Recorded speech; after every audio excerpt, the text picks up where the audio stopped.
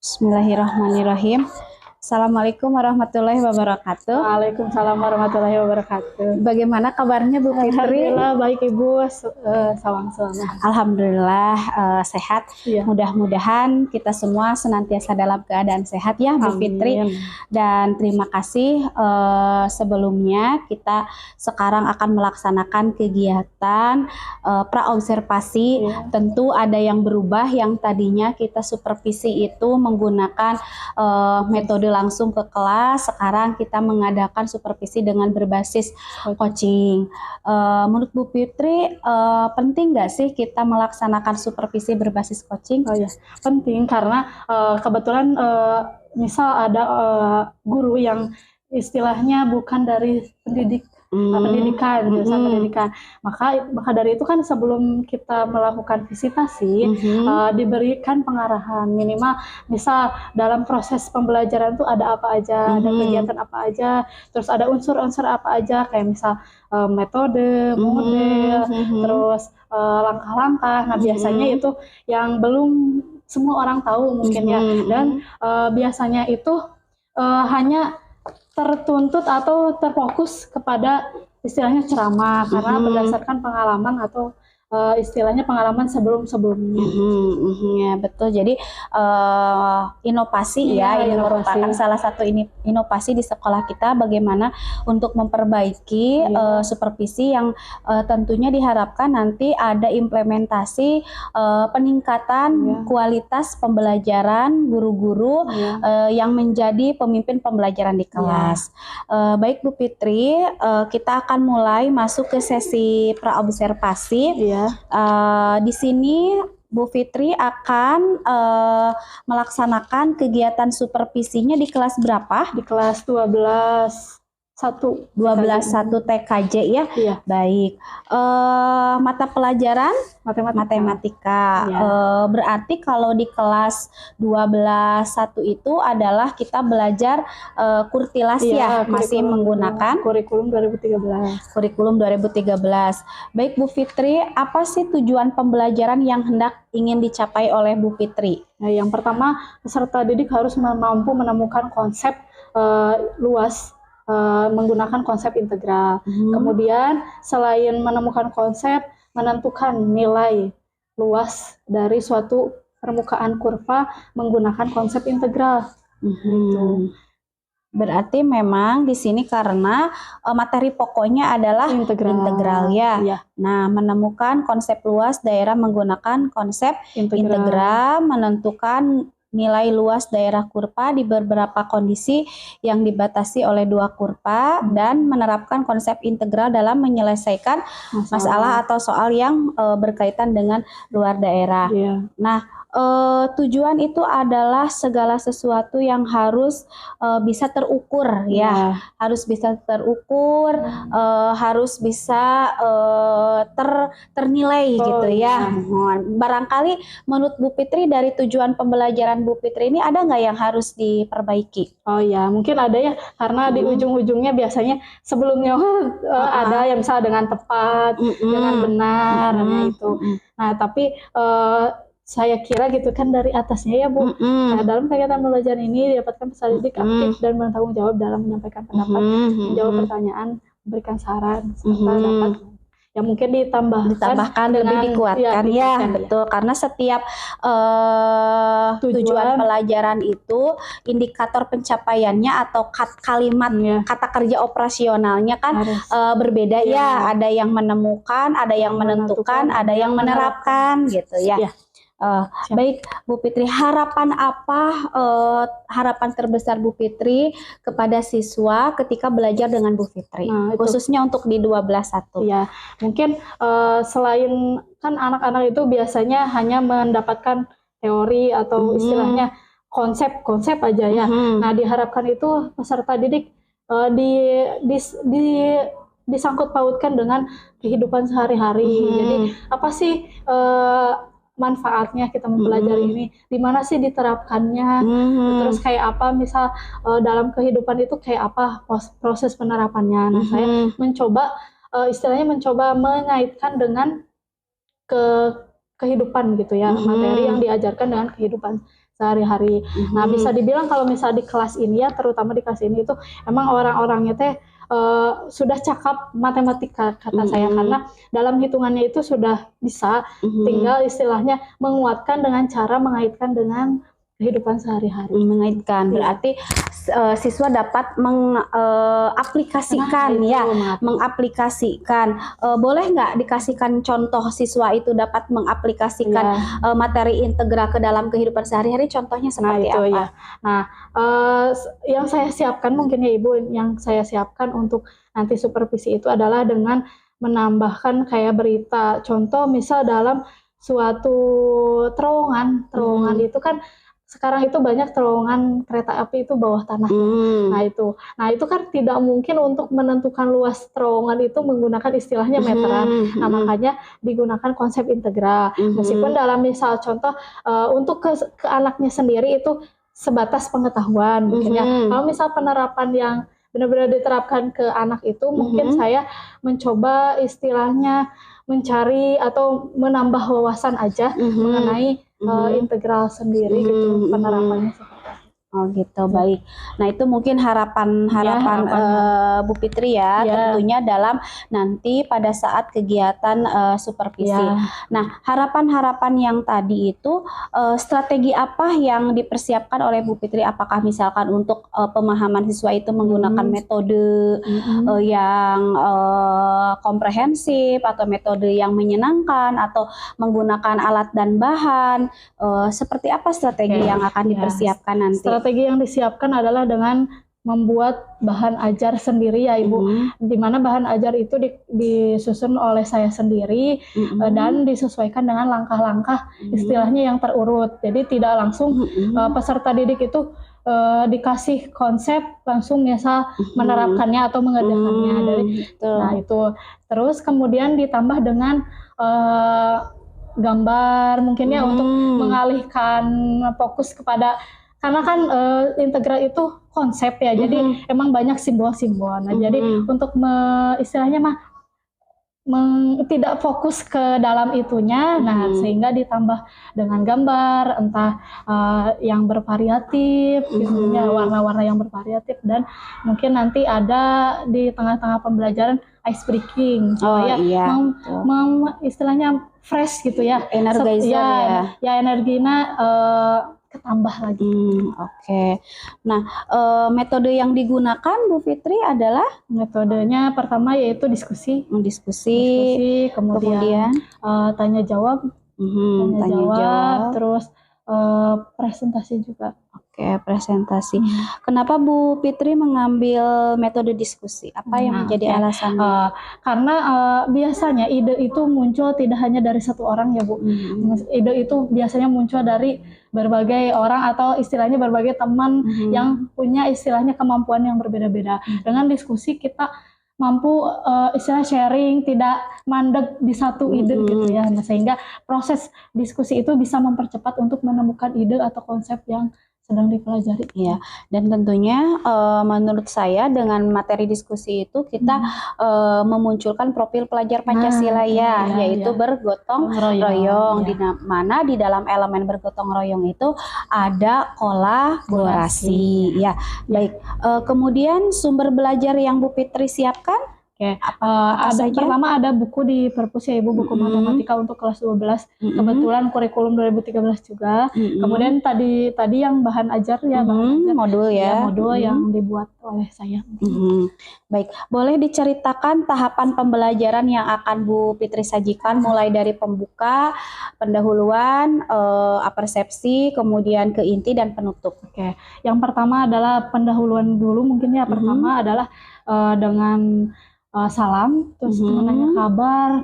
Sudah menanya kabar, kita siapkan dulu kondisi di kelas. Entah itu dari kesiapan siswanya untuk belajar, kemudian sampah, misal kiri kanannya dicek dulu apakah ada sampah. Nah terus kayak pakaian juga ya, pakaian meskipun istilahnya sudah dipersiapkan sebagus mungkin ya untuk siswanya, tapi kan kita alangkah lebih baiknya mengecek terlebih dahulu. Nah itu kemudian setelah itu kita pembukaan dengan mengecek kehadiran, terus menanyakan atau persepsi ya, menanyakan materi yang sebelumnya, karena ini itu kan berkaitan dengan materi sebelumnya. Ini kan materi terapan, karena konsepnya sudah sebelumnya, sehingga dicek kembali apakah masih ingat atau membuka kembali istilahnya. Nah, kemudian itu kita jelaskan tujuannya apa, terus model yang digunakannya apa, gitu ya. Terus penerapan dalam kehidupan sehari-harinya apa, itu pendahuluan. Nah, seudah itu, sudah itu adalah inti itu. Yang pertama berarti orientasi pada peserta didik, kudu memberikan permasalahan, karena kan model saya itu problem based learning. Problem based learning. Jadi saya itu ngasih masalah kepada siswa, di mana masalah tersebut digunakan untuk menemukan konsep, menemukan konsep materi yang akan dibahas. Nah, seudah dikasih masalah, kemudian peserta didik diorganisasikan atau dikelompokkan.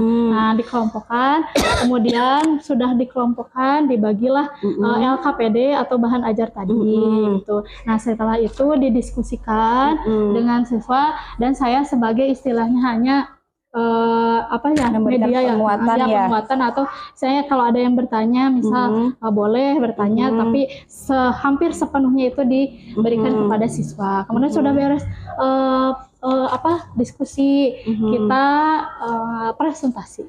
Nah, presentasi dipilih perwakilan kelompok, kemudian nanti mengemukakan apa kesimpulan yang diperoleh, kemudian udah itu kita samakan persepsi dulu, kita luruskan apa, saya sebagai gurunya meluruskan apa yang kurangnya atau apa yang harus diluruskan. Sudah itu udah menemukan konsep. Nah, di sini ada soal atau istilahnya itu pengetahuan ya, pengetahuan di sini. Nah, ini penilaian pengetahuan. Nah, itu dikerjakan per individu.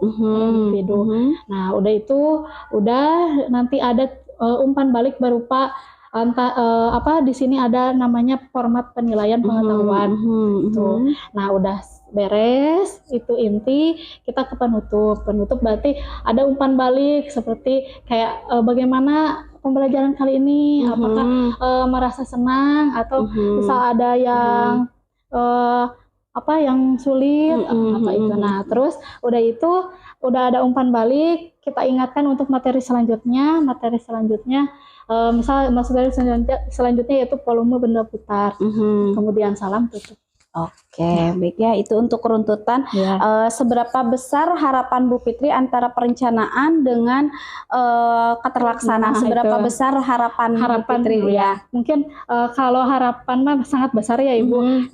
Cuman yang jadi fokus utama itu waktu, karena kita tidak bisa mengukur, misalnya setiap hari itu kemampuan siswa pasti beda-beda ya Bu, karena ada latar belakang masing-masing, sehingga untuk menemukan konsep atau berpikir itu kadang kita tidak bisa, misalnya ini bisa ya saja misalnya, gitu. Kadang-kadang kan bisa jadi dua pertemuan gitu. Nah, kadang itu yang jadi problem, jadi tantangan. Jadi mungkin harapannya bisa memanage waktu dan anaknya istilahnya bisa balance antusias. Nah, itu antusias dengan pembelajaran nanti. Baik. Nah, kira-kira area pengembangan apa yang hendak dicapai oleh Bu Fitri, atau pada saat nanti kita melaksanakan kegiatan supervisi, bagian mana yang perlu mendapat perhatian khusus pada pembelajaran nanti? Mungkin media ya Ibu ya, karena saya mencoba bagaimana nih materi itu benar-benar kayak yang menarik gitu ya, yang menarik.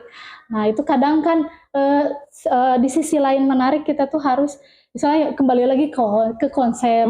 Kadang kan ya, misal kalau kembali lagi ke konsep, kadang materi itu tidak bisa istilahnya dibuat sesimpel mungkin, ya harus ada istilahnya, setiap materi harus ada tantangannya. Kadang kan siswa itu, Bu, bagaimana caranya untuk istilahnya ada media yang istilahnya bisa mendukung lah ya, bisa menarik perhatian atau bisa mempermudah anak dalam istilahnya menyerap ilmu ya. Baik, berarti media pembelajaran ya yang ingin mendapatkan perhatian khusus. Baik Bu Fitri, mungkin ada sedikit masukan juga ya dari saya untuk perencanaan pembelajarannya ya di sini. juga menyiapkan kondisi kelas, sudah membuka pembelajaran dengan salam, karena yang tujuan tadi sudah juga ya, melakukan apersepsi, memberikan motivasi, menyampaikan tujuan pembelajaran, menyampaikan manfaat mempelajari integral dalam kehidupan sehari-hari, kemudian model pembelajaran ya. Nah, di sini bukan hanya menyampaikan model pembelajaran nanti di dalam bahan tayang, tetapi langkahnya juga ya, langkah-langkah nanti misalkan sehingga si anak itu lebih tahu arahnya, dia belajarnya mau seperti apa gitunya. Diilustrasikan ketika misalkan si anak akan dikasih tahu ketika kita akan berangkat ke Jakarta misalkan, apakah menggunakan daerah ke tol atau misalkan mau arahnya ke Cianjur atau kemana, sehingga ketika misalkan saya mau mampir ke saudara dulu, mau mampir ke sini dulu, jadi si anak sudah, kita yang udah tahu arahnya mau kemana lebih fokus gitu ya. Dan begitu juga dalam pada saat nanti menayangkan media pembelajaran melalui bahan tayang, itu disampaikan langkah-langkah pembelajaran yang akan diikuti. Misalkan dibuat ringkasan dari ini, berdiskusi, misalkan nanti mengerjakan tugas menyajikan, jadi hanya poin of view-nya aja pada saat langkah pembelajaran itu. Kemudian ini nanti aplikatifnya pada saat di lapangan. Selanjutnya di penutup ya, sebagaimana kita dalam kegiatan Sulingjar mengisi rapot pendidikan itu harus banyak merefleksi gitu ya, dimana peserta didik itu harus banyak merefleksi dan kita menjadi pemantiknya gitu. Boleh dengan misalkan pertanyaan-pertanyaan pemantik, misalkan bagaimana pelajaran apa yang kamu sukai, terus hasilnya seperti apa setelah belajar dan belum belajar tentang konsep integral. Mungkin itu jangan lupa di sini juga penutup, misalkan di sini bukan hanya umpan balik tetapi adanya refleksi pembelajaran, mungkin tambahannya seperti itu. Kemudian ini juga sudah bagus teknik penilaian ya, dan memang ini yang suka terlupakan ya pada saat kita guru melihat observasi itu. Bukti dari observasi itu ada tulisan, misalkan sikap siswa yang paling positif siapa, yang paling negatif siapa, dituliskan di dalam agenda mengajar. Nah, dan observasi ini bukan hanya observasi melihat, tetapi ada tindak lanjutnya, yaitu bagaimana si guru mengasesmen si murid melalui jurnal sikap gitu ya. Nah, mungkin itu untuk untuk tambahannya gitu ya, dan diharapkan antara perencanaan dengan realisasi minimal 90% dapat terrealisasi ya, dengan konsep karena segala sesuatu tanpa perencanaan itu bisa kegiatan itu terjadi, tetapi hasilnya akan lebih baik apabila sudah direncanakan terlebih dahulu, agar kita lebih tahu hambatan atau tantangan apa saja yang akan kita hadapi. Baik, Bu Fitri, ada nggak masukan untuk saya sebagai coach yang meng-coaching Bu Fitri? Apakah misalkan pertanyaan saya kurang dipahami atau seperti apa? Kalau misal pertanyaan, alhamdulillah ya Ibu dipahami. Saya terus kan Ibu juga ngasih solusi ke saya. Jadi saya ada gambaran, nah itu mungkin Ibu untuk catatan untuk Ibu mah. Jadi istilahnya kan biasanya tanya-tanya, kadang nggak ada istilahnya kayak gitu ya. Nah, sama-sama mencari solusi. Ya sama-sama mencari solusi, terus ya ada gambaran gitu. Oke, terima kasih Bu Fitri untuk pra coaching kali ini. Ada satu yang ketinggalan nih sebelum penutup. Kira-kira materi apa yang paling dianggap sulit nih oleh peserta didik dalam konteks pelajaran matematika khususnya kelas 12 secara umum? Mungkin keterkaitan materi dengan sebelum-sebelumnya, karena kan ada istilah di siswa itu belajar lupakan. Sehingga kalau konsep matematika itu saling keterkaitan. Contoh materi kelas 12 tapi ada hal yang harus dicari dulu. Nah, itu kan materi kelas 10. Mungkin itu. Ya, jadi memang keterkaitan dengan materi sebelumnya atau disebut dengan koneksi antar materi yang sangat sulit. Jadi harus setiap pembelajaran harus kita flashback dulu, diajarkan lagi gitu ya. Berarti itu ya. Ada nggak kendala yang paling sulit, ada hambatan atau tantangan yang paling sulit dalam belajar matematika? Nah, terkadang yang paling sulit itu kalau menghadapi misal salah satu siswa yang emang konsep tambah kurang kali baginya itu kurang.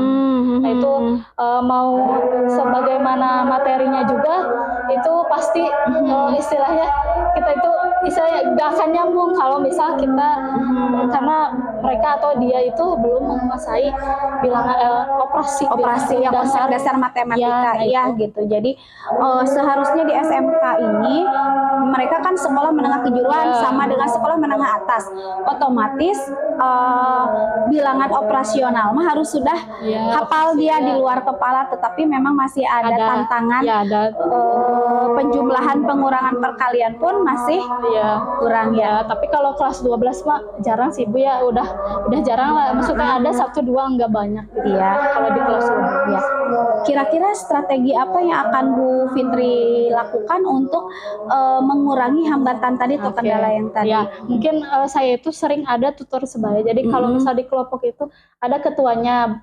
Nah, ketuanya itu saya anggap dengan orang yang saya bisa mengajarkan, paham materi. Nah, sehingga selain saya istilahnya face to face dengan ya dia misalnya atau yang kurang itu, nah ditambah kalau misal ada kelompok itu ada ketua yang istilahnya Ibu tidak akan bisa presentasi ya, Ibu tidak akan presentasi yang oleh ketuanya tapi satu orang.